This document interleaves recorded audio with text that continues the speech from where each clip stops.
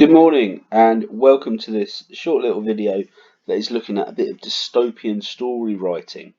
So here I've selected an image. I've took this off Google. It's not an image that I've created. I wish I could draw this well. But here is an image of a dystopian landscape. In the front we can see this character. We're not quite sure who they are, what they look like. Potentially this looks like a female to me, but I'm not entirely sure. But to the right, we can see a discarded van that's got graffiti on it. To the left, we can see buildings and shop fronts that are abandoned. There's rubble absolutely everywhere. There's buildings that look wonky in the distance.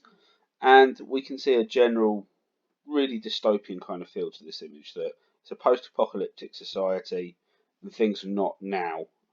Things are not there how they are now.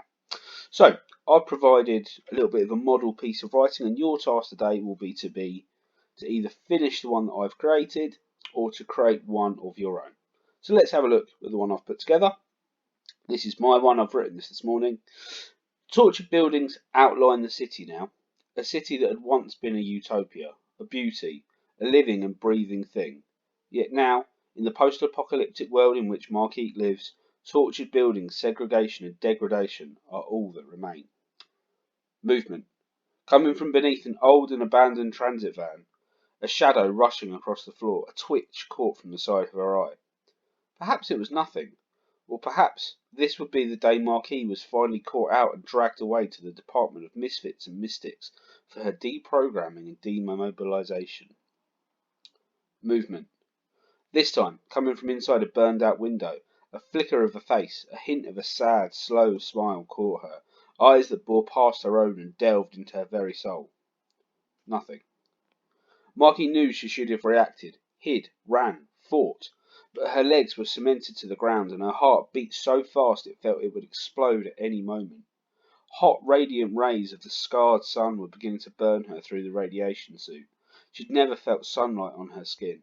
The Department of Corrections had seen to that. They'd launched missiles into the sun in the hope it would drive them underground, but it had been in vain, and they had remained active and alive and ready to strike off any of those unfortunate Let's try again. But it had been in vain, and they had remained active and alive and ready to strike off any of those unfortunate enough to ever run into them. Movement. So, hope you like my little intro to the story.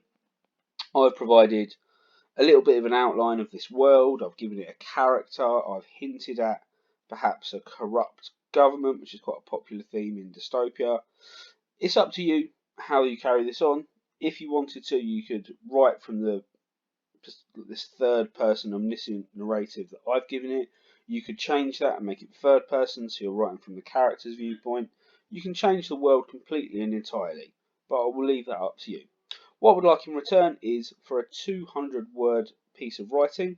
Now, if you're using something like Word or OneNote, it's really easy to just see what 200 words looks like. If you're writing on paper in your book, that's probably about a page and a half.